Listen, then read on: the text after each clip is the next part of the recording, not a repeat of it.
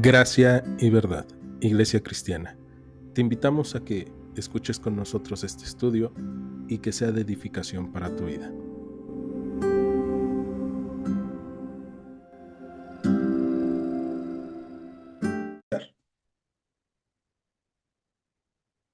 Señor, el día de hoy queremos pedirte que tú nos hables a través de esta porción del segundo libro de Samuel, que tú nos guíes, nos orientes y seas tú glorificado con lo que nosotros hemos de aprender en este capítulo. El segundo libro de Samuel, capítulo 21, Señor, la primera parte. Y te pedimos, sé tú glorificado y sé tú hablándonos y guiándonos a toda verdad, Dios Espíritu Santo. Oramos esto en tu nombre, Cristo Jesús. Amén. Bien, pues como habíamos dicho en el segundo libro de Samuel, capítulo 21, vamos a comenzar el día de hoy. Y versículo 1 dice así: Hubo hambre en los días de David por 3 años consecutivos. Y David consultó al Señor y el Señor le dijo: Es por causa de Saúl y por aquella casa de sangre por cuanto mató a los Gabonitas. Entonces el rey llamó a los Gabaonitas y les habló. Los Gabaonitas no eran de los hijos de Israel, sino del resto de los amorreos, a los cuales los hijos de Israel habían hecho juramento, pero Saúl había procurado matarlos en su celo por los hijos de Israel y de Judá. Vamos a detenernos en estos primeros dos versículos. Bien, ¿qué es lo que está pasando? Bueno, después de que vimos la semana pasada que Seba se levanta en contra de David y que al final David vuelve a ser rey sobre todo Israel, vemos que pasa algún tiempo y en esos días en los que David estaba gobernando, de repente va a venir una hambruna bastante fuerte para el pueblo de Israel. Y esta hambruna va a durar primero un año, después de un año, el siguiente año sigue la hambruna, sigue la sequía y por fin el tercer año consecutivo sigue habiendo sequía y hambruna. Por lo tanto, dice el versículo 1 que David consultó al Señor. La semana pasada terminamos y vimos el día de hoy en el resumen que David tiene un sacerdote que está a su lado por el medio del cual él puede consultar al Señor. Y entonces muy probablemente David consulta al Señor a través de ira y este sacerdote ora y pide dirección al Señor sobre lo que está pasando. ¿Qué es lo que está pasando, no? Y a mí me llama la atención que David en el primer año puede llegar a pensar, esto es algo normal. Es normal que haya sequías, es normal que haya hambrunas, es algo que hemos vivido en la región, pero el segundo año él todavía sigue pensando, bueno, esto es algo normal. Y llega el momento tan extremo del tercer año de hambruna que David entonces decide consultar a Dios. Y aquí viene algo que debe de pasar por el filtro de nuestras mentes y de nuestros corazones. Hay veces que nos parecemos a David y al pueblo de Israel. Cuando hay pequeños problemas en nuestras vidas, nosotros muchas veces decimos, eso lo puedo soportar yo en mis fuerzas, eso yo lo puedo hacer solo, para eso no necesito la guía ni la dirección de Dios. Vienen problemas medianamente fuertes y podemos decir, bueno, esto también lo puedo soportar porque a través de mi vida he aprendido que todos tenemos problemas, que todos tenemos necesidades. Entonces, no hay necesidad de preguntar a Dios o de orar a Dios, ¿no? Y puedes seguir arrastrando esos problemas, esas dificultades y diciendo, yo puedo solo. Pero después vienen súper problemas o problemas muchísimo más fuertes en donde ya tu alma está congojada, donde tu corazón está quebrantado y muchas veces solamente es hasta ahí donde nosotros decimos, oye, sí necesito a Dios, necesito ir a la iglesia, necesito orar, necesito ponerme a cuentas delante del Señor, necesito derramarle mi corazón. Tristemente, eso es lo que ha pasado en Israel. Tuvo que pasar 3 años para que David dijera, bueno, algo malo está pasando realmente y yo como rey de Israel no puedo hacer nada. ¿Qué es lo que va a pasar entonces? Que David va a consultar al Señor. Algo que a mí me encanta es que Dios no nos reclama de, ahora sí ya vienes aquí. O sea, Dios no es así como de repente nosotros podríamos pensar o como nosotros seríamos, ¿no? Así de, te dije que ibas a venir por consejo, te dije, no, sino que Dios es un Dios misericordioso. Y en medio de todo lo que estamos pasando, Dios dice, ok, yo estoy aquí para darte consejo, yo estoy aquí para oírte, yo estoy aquí para sanarte, para salvarte.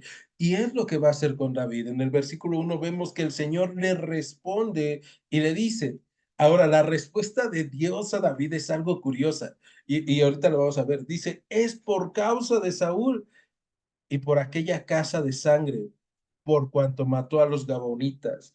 Y es curiosa porque en el momento en el que nosotros estamos estudiando esto, aproximadamente Saúl lleva 30 años muerto, ¿no? Entonces podemos pensar, bueno, Saúl, ¿qué vela tiene en este entierro? Pero Dios dice, es por causa de Saúl.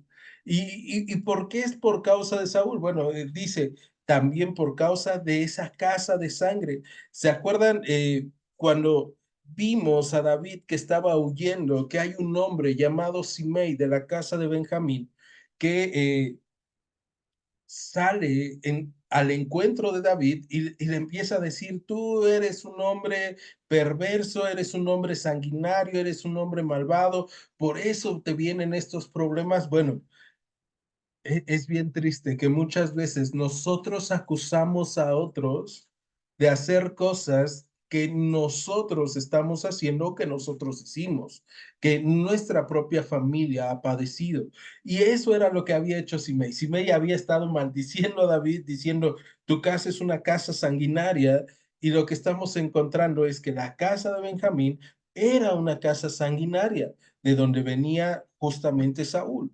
¿No? Y no solamente eso, sino que dice que esta sequía, esta hambruna que hay en Israel ha sido por causa de Saúl. ¿Y por qué por causa de Saúl si han pasado 30 años o un poco más? Bueno, primero, en el versículo 2, ya se nos dice desde el versículo 1 que Saúl intentó matar a los Gabaonitas o mató a los Gabaonitas, pero en el versículo 2 del capítulo 21 del segundo libro de Samuel se nos dice que el rey llamó a los Gabaonitas y les habló. Y te viene, los Gabaonitas no eran de los hijos de Israel, sino del resto de los amorreos, a los cuales los hijos de Israel habían hecho juramento. Ahora, ¿de qué nos está hablando aquí el escritor del segundo libro de Samuel para decirnos, hey, Dios les había hecho juramento a los Gabaonitas? Bien, pues cuando tú y yo estudiamos juntos hace unos años el libro de Josué, vimos a los Gabaonitas. Los Gabaonitas son un pueblo que está dentro de las tierras que Dios le había prometido al pueblo de Israel. ¿No? Pero estos hombres, los gabaonitas, son bastante inteligentes y lo que van a hacer es que al enterarse de que Israel está a punto de entrar y conquistar, ellos deciden engañar a Josué y a todo el pueblo de Israel, por lo tanto, ¿no? Entonces, ellos se visten, se acuerdan de ropas viejas, llevan pan mohoso, llegan con Josué y dicen, venimos de muy lejos y hemos escuchado sobre la gloria del Señor, hemos escuchado sobre los prodigios que hizo en Egipto y nosotros queremos rendirnos delante de él. Algo que a mí me llama mucho la atención cuando estudiamos el libro de Josué, en esta parte, es que el pueblo de Israel, tanto Josué como el resto del pueblo, no consulta al Señor para hacer pacto con estas personas. Y lo que va a pasar es que van a hacerles misericordia y van a jurar que no van a hacerles daño. Ahora, Josué lo que va a hacer, según se nos relata, es castigarlos poniéndolos a hacer trabajos de carpintería, llevar agua, a ser súbditos al final del pueblo de Israel, pero van a preservar su vida. Y ese juramento había sido hecho aproximadamente 400 años antes del primer rey de Israel. Entonces, fíjense, estamos hablando de 4 siglos antes de que Saúl fuera rey de Israel, que este juramento Josué y el pueblo de Israel lo habían hecho delante de Dios.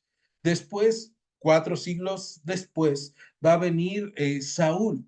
Y lo que encontramos en el versículo 2 es que Saúl intentó matar a estos gabaonitas, ¿no? Y en el verso 2 me encanta cómo dice, porque va a decir, pero Saúl había procurado matarlos en su celo por los hijos de Israel y de Judá, ¿no? Y viene la justificación de lo que está haciendo Saúl. Saúl intentó matarlos porque él era celoso, porque él quería tener cuidado del pueblo de Israel, del reino. Y muchas veces nosotros podemos parecernos a Saúl, que por nuestro celo, por ese sentimiento de que debemos de cuidar a otros, descuidamos lo que Dios nos ha dicho. ¿Por qué les estoy diciendo esto? Bueno, debemos recordar que a Saúl se le había mandado a que matara a los amalecitas. ¿Y qué fue lo que pasó con Saúl y los amalecitas? Saúl perdonó la vida de los mejores animales y del rey de Amalek. De hecho, lo que vamos a encontrar es que a partir de que Saúl no destruye a los amalecitas en el primer libro de Samuel, capítulo 15, el reino de Israel le es quitado y la presencia de Dios lo deja. Lo que Saúl tenía que hacer no lo hizo, aunque Dios se lo había mandado. Pero Saúl se había sentido cómodo teniendo celo por su pueblo, ¿no? Y justifica ahí, es mi celo. Y el escritor del segundo libro de Samuel lo remarca. En el celo de Saúl por los hijos de Israel, había procurado matar a los Gabonitas. El problema es que el pueblo de Israel había hecho una promesa a los gabaonitas y esa promesa o ese juramento lo había hecho delante de Dios. Y cuando tú y yo hacemos una promesa o un juramento delante de Dios, debemos recordar que tiene consecuencias.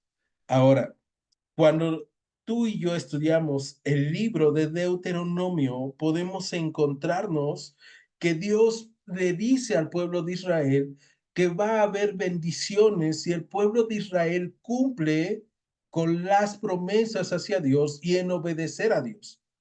Saúl era un hombre que no había cumplido a Dios, pero que había gobernado eh, al pueblo de Israel y que había hecho las cosas a su manera. Y para que veas que te estoy hablando con verdad, acompáñame, vamos al libro de Deuteronomio, capítulo 28, en donde vamos a encontrar justamente las bendiciones y las maldiciones si el pueblo de Israel obedece o desobedece al Señor. Entonces, Deuteronomio capítulo 28 versículo 1 dice, acontecerá que si oyeras atentamente la voz del Señor tu Dios para guardar y poner por obra todos sus mandamientos que yo te prescribo, hoy también el Señor tu Dios te exaltará sobre todas las naciones de la tierra. Y vendrán sobre ti todas estas bendiciones y te alcanzarán si oyeres la voz del Señor. Pero viene una lista de bendiciones. Ahorita solamente vamos al versículo 8 que dice, el Señor te enviará su bendición sobre tus graneros y sobre todo aquello que pusieres tu mano y te bendecirá en la tierra que el Señor tu Dios te da. Fíjate, hay hambruna en Israel. ¿Por qué hay hambruna? Porque seguramente el pueblo de Israel no ha obedecido. Y de hecho, la consulta al Señor por parte de David tiene la respuesta. Hay maldición en el pueblo por causa de Saúl. Y tú y yo decimos, regresando, Saúl tiene más de 30 años muerto. ¿Cómo puede ser ese problema? Bien, Pues lo que pasa es que hasta este momento Dios había entregado o había otorgado misericordia probablemente al pueblo de Israel.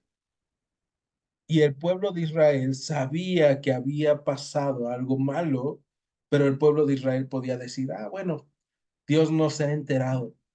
Y aquí viene algo que debe de llamarnos la atención profundamente a cada uno de nosotros, porque muchas veces tú y yo venimos acarreando nuestro pecado de cuando tú y yo gobernábamos nuestras vidas, o muchas veces ya hemos dejado el pecado, pero no le hacemos caso a los problemas que vinieron por consecuencia. Y entonces va a llegar un momento en donde los problemas nos alcancen. Eso es lo que está pasando aquí en Israel. Lo que Saúl hizo en el pasado está afectando en el presente. Y es que Saúl no lo hace como él, solamente una persona, sino como Saúl, el rey de Israel, el símbolo de aquel que gobierna todo el pueblo. Y esto no quiere decir que hay maldiciones generacionales o que hay este tipo de situaciones que de repente algunos pueden llegar a decirnos, ¿no? Que un hijo esté pagando por los pecados del padre. Lo que aquí estamos viendo es que el pueblo de Israel está sufriendo las consecuencias de un mal gobierno, de un hombre que reinó y gobernó de mala manera sobre el pueblo. Y entonces por eso hay hambruna y por eso hay sequía. Y lo que vamos a encontrarnos es que muchas veces en nuestras vidas vamos a sufrir consecuencias de quien ha gobernado nuestras vidas de una mala forma, de una mala manera. Y muchas veces ese Saúl que ha gobernado su vida o su reino de una mala forma y de una mala manera, soy yo mismo. Muchas veces hay causas y consecuencias de mi pecado pasado que yo puedo estar viviendo el día de hoy. Eso no significa que Dios deje de tener misericordia sobre mí. Eso significa que yo debo de ponerme a cuentas con el Señor. Y eso es lo que el pueblo de Israel el día de hoy va a aprender, ¿no? Y lo que va a hacer David en el verso 2 es llamar a los Gabonitas. Y en el verso 3 vamos a encontrarnos a David doblándose las mangas y haciendo el trabajo que le corresponde hacer a un rey. Y esta parte es muy llamativa porque Dios nos enseña cómo es que Él actúa en nuestras vidas, aun cuando hemos tenido un desastre en nuestras vidas o en nuestras decisiones. Y entonces viene el versículo 3. Dijo pues David a los Gabaonitas, ¿qué haré por ustedes o qué satisfacción les daré para que bendigan la heredad del Señor? Y los Gabaonitas le respondieron, no tenemos querella sobre plata ni sobre oro con Saúl y con su casa, ni queremos que muera hombre de Israel. Y él les dijo, lo que ustedes digan, haré. Ellos respondieron al rey, de aquel hombre que nos destruyó y que maquinó contra nosotros para exterminarnos, sin dejar nada de nosotros en todo el territorio de Israel, dénsenos 7 varones de sus hijos para que los ahorquemos delante del Señor en Gabaa de Saúl, el escogido del Señor. Y el rey dijo, yo los daré. Híjole, aquí vemos algo tremendísimo, ¿no? Porque lo que está pasando es que David habla con los gabaonitas y les dice, bueno, ¿qué haré con ustedes o qué satisfacción les daré? Cuando dice qué satisfacción, la palabra hebrea que está ocupando es la palabra kippé. Ahora, Kiper, perdón, Kiper. ¿Qué es lo que significa Kiper en hebreo? Bueno, también lo podemos entender como expiación. O sea, ¿qué es lo que les puedo dar para que quite esa culpa del pueblo de Israel? Para que quite esa culpa de la tribu de Benjamín y de la familia de Saúl, ¿no? Saúl les ha hecho mal, pero él era el símbolo de todo el pueblo de Israel. Nosotros los hemos afrentado a ustedes, Gabaonitas, les hemos hecho mal. Y entonces me llama mucho la atención la respuesta de los Gabaonitas, porque ellos en el versículo 4 dicen, no tenemos querella sobre plata ni sobre oro con Saúl y con su casa. Lo primero que nos hacen ver es, ellos entienden que las vidas humanas no se pagan ni con oro ni con plata. O sea, la vida de aquellos que Saúl había intentado quitar, o que Saúl había quitado, mejor dicho, no podían ser pagadas, no podían ser compradas, ¿no? Las personas que Saúl había matado. Y entonces dicen, no queremos que tú nos des una remuneración económica, ni que el pueblo de Israel, ni que la casa de Saúl nos dé una remuneración económica. Tampoco nos gustaría la muerte de los hombres de Israel, pero lo que sí piden es de aquel hombre que él los destruyó. Y fíjate cómo dice el verso 5, aquel hombre que nos destruyó, que maquinó contra nosotros para exterminarnos sin dejar nada de nosotros en todo de Israel, dénsenos 7 varones de sus hijos, ¿no? O sea, esto es tremendo. Lo que estamos viendo aquí es tremendo, porque lo vemos con nuestros ojos del siglo XXI y decimos, ¿cómo puede ser posible que estos hombres estén pidiendo algo así? O sea, están pidiendo 7 personas de la familia de Saúl, 7 hombres de la familia de Saúl, para matarlos, para resarcir un daño. Eso no es posible. Pero cuando tú y yo analizamos completamente el contexto, nos vamos a encontrar, David realmente los destruyó. Perdón, Saúl realmente los destruyó. Saúl no mató a 7 personas. Saúl probablemente había matado a gran parte de la población de Gabaón. Y el problema aquí es que Saúl había traspasado la ley del Señor. Lo que Dios había prometido a través de su pueblo, de que no le iba a hacer daño a los Gabaonitas, Saúl lo había hecho. Y algo que a mí me encanta en esto es que Dios no se olvida de su palabra. Dios no se olvida de sus promesas. Y aunque estamos en el periodo de la ley, cuando leemos el segundo libro de Samuel, capítulo 21, encontramos que Dios tiene cuidado aún de las personas que no son de su pueblo. Por eso cuando leemos en el versículo 2 de este capítulo que los Gabaonitas no eran de los hijos de Israel, sino del resto de los amorreos, tú y yo podemos decir, pero ni siquiera son del pueblo de Israel.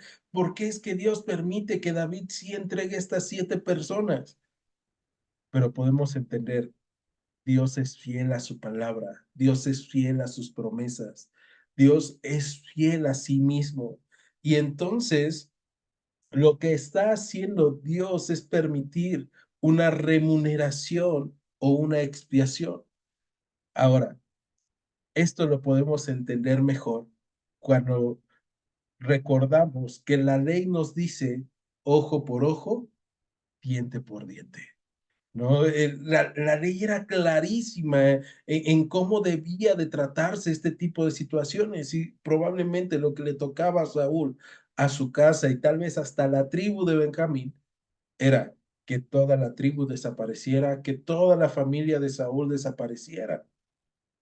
Pero Dios no permite eso y los gabaonitas no están buscando eso, sino dicen, denos 7 varones de sus hijos.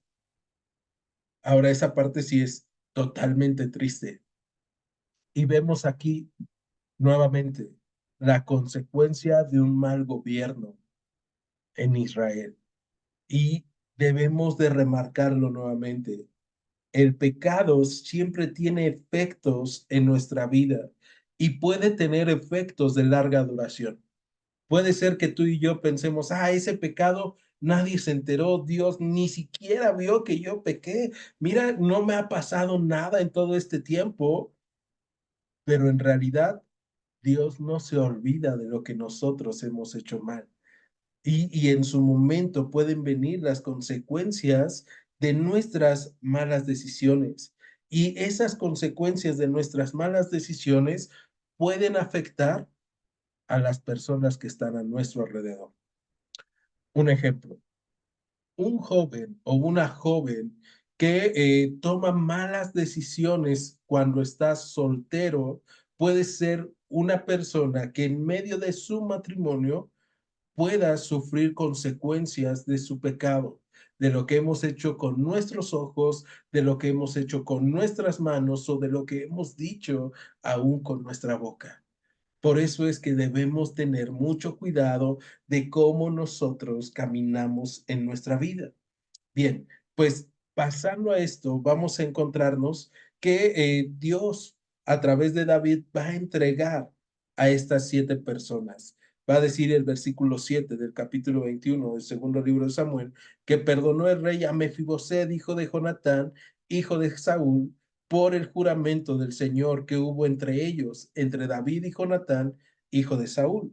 Pero tomó el rey a 2 hijos de Rispa, hija de Aja, las cuales ella había tenido de Saúl, Armoni y Mefiboset, y a 5 hijos de Mical, hija de Saúl, los cuales ella había tenido de Adriel, hijo de Barzilai, Mejolatita, y los entregó en manos de los Gabaonitas, y ellos los ahorcaron en el monte delante del Señor.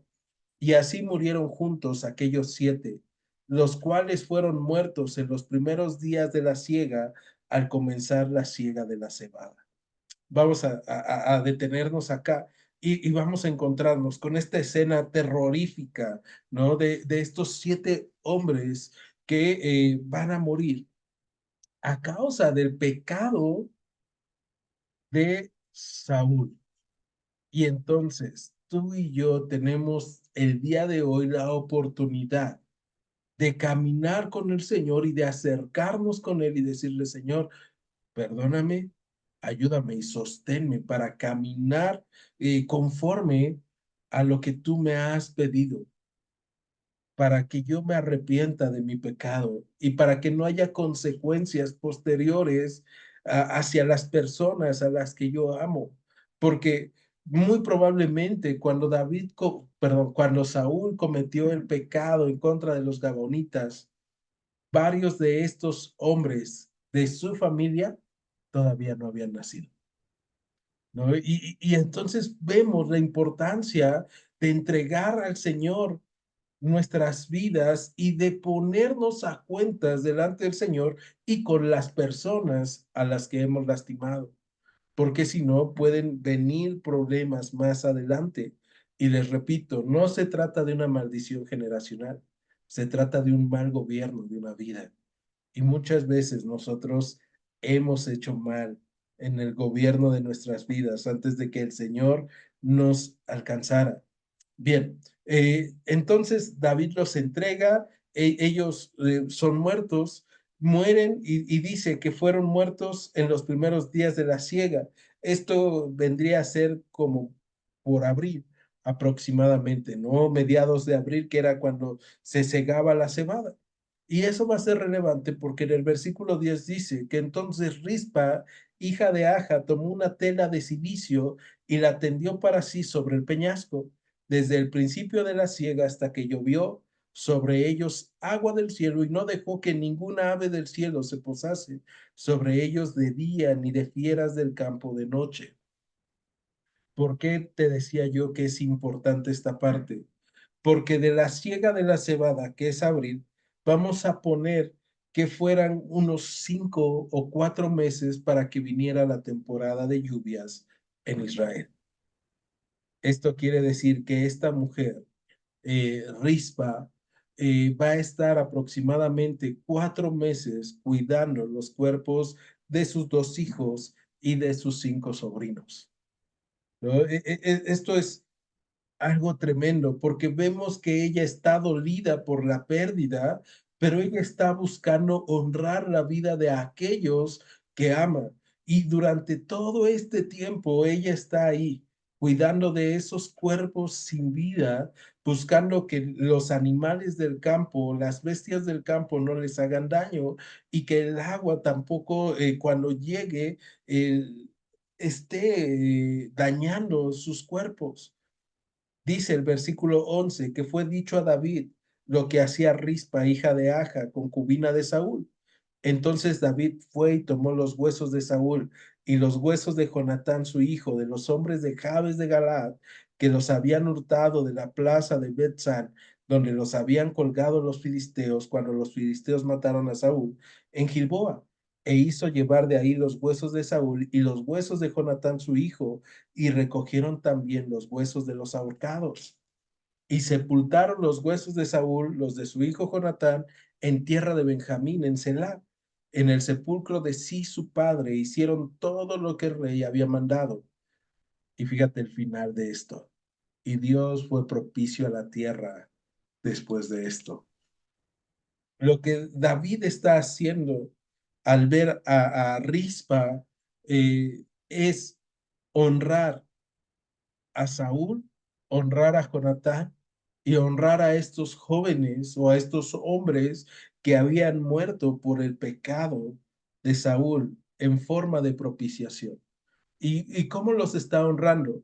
Los está llevando a enterrar a la tierra de Benjamín, el lugar de la sepultura de sus padres. Parte de la maldición de alguien que había roto un pacto delante de Dios justamente era el no ser enterrado, sino estar en un campo abierto, visible, ¿no? Y entonces... Eso es lo que estamos viendo aquí con estos 7, que nadie los entierra, sino que Rispa está cuidando de sus cuerpos. Durante estos 4 meses, 5 meses, Rispa les está rindiendo un honor. Ahora, merecido o no, no lo sabemos, pero después de que David se entera de lo que está haciendo Rispa, David dice, oye, sí es cierto, estos hombres necesitan descansar en la tierra de sus padres y los lleva a la tierra de Benjamín. ¿Por qué esto es importante para nosotros? ¿Y qué podríamos aprender de esta historia tan fuerte y tan difícil? Bueno, lo que podemos aprender aquí es que así como estos 7 fueron propiciación para el pueblo de Israel delante de los Gabaonitas, Cristo ha sido la propiciación por nuestro pecado. Cuando tú y yo habíamos pecado en contra de Dios, cuando tú y yo, a través del mal gobierno de nuestras vidas, a través de las malas decisiones que habíamos tomado, nos volvimos enemigos de Dios, Dios envió a su Hijo en propiciación por nuestro pecado. Él nos ayudó, Él nos sostuvo, Él ha transformado nuestras vidas.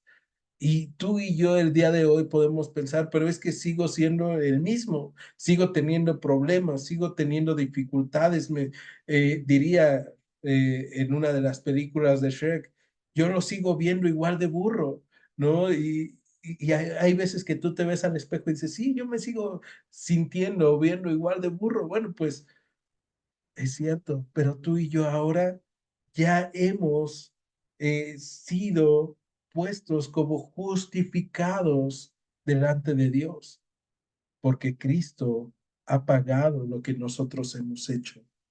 Entonces tú y yo ya no necesitamos hacer una propiciación. El Señor ya hizo la propiciación por nuestros pecados. Y no solamente eso, sino que así como a Dios no se le olvidó su promesa y su palabra en favor de los Gabaonitas, Dios no se olvida de su palabra en favor de nosotros. Acompáñame, vamos al libro de Números, capítulo 23.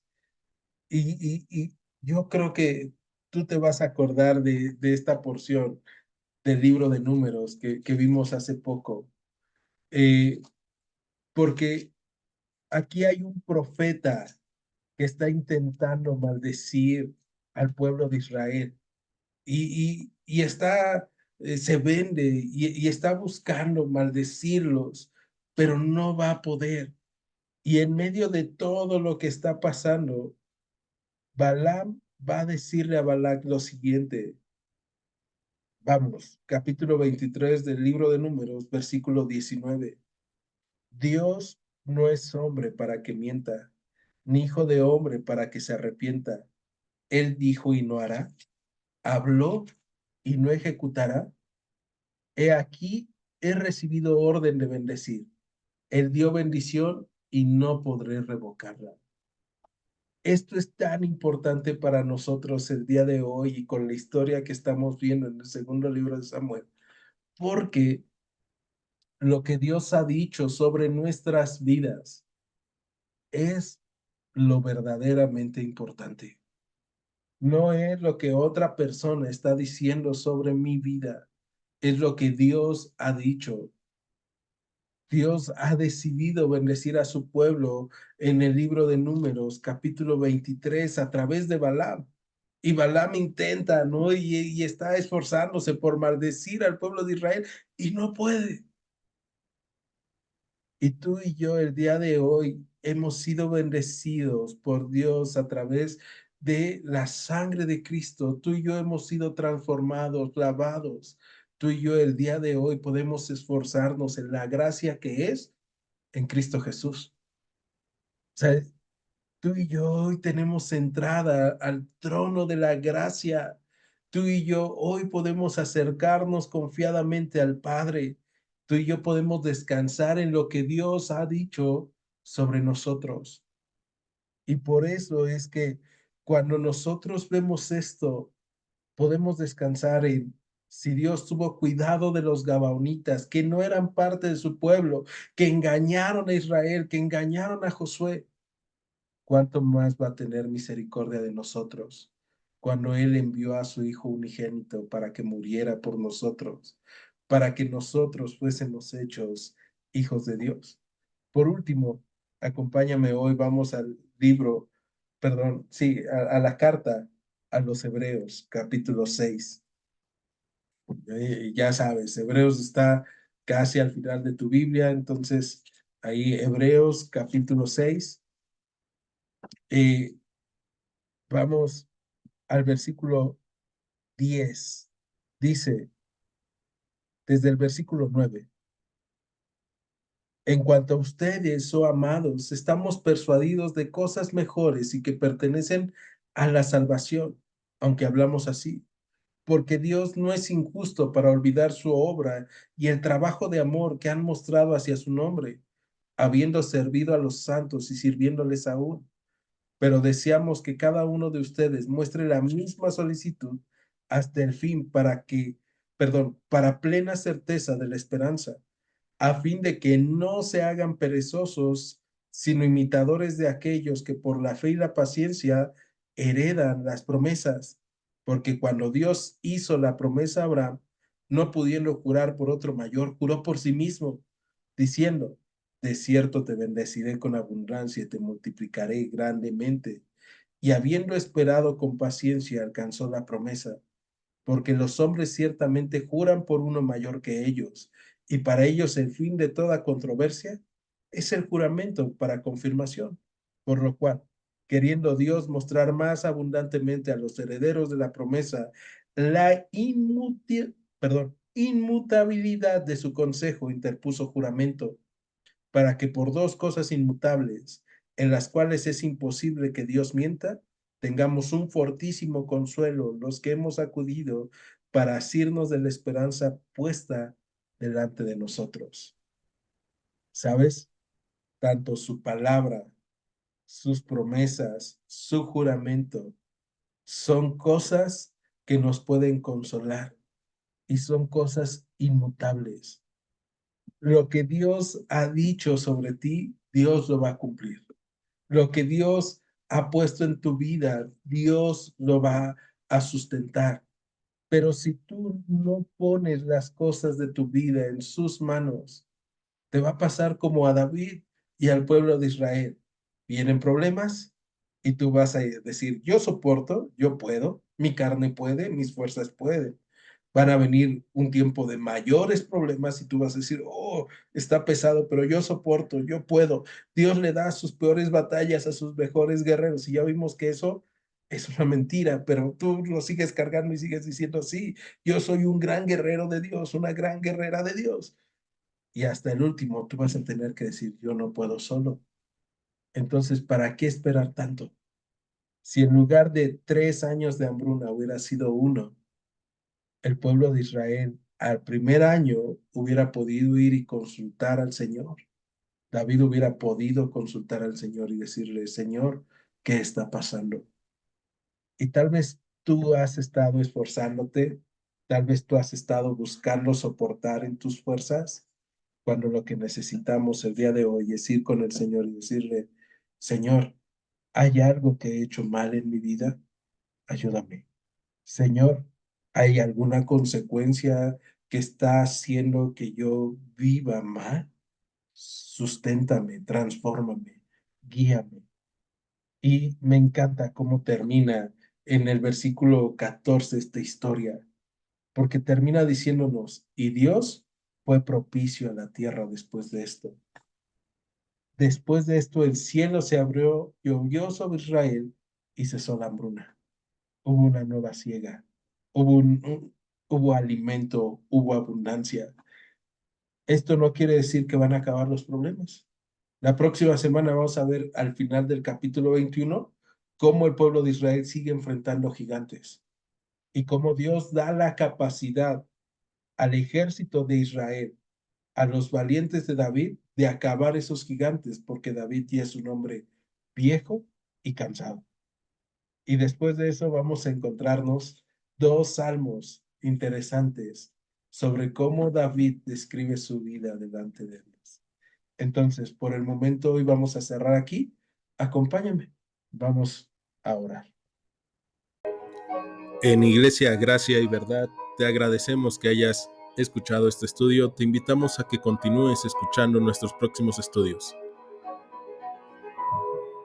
Dios te bendiga. Gracia y verdad.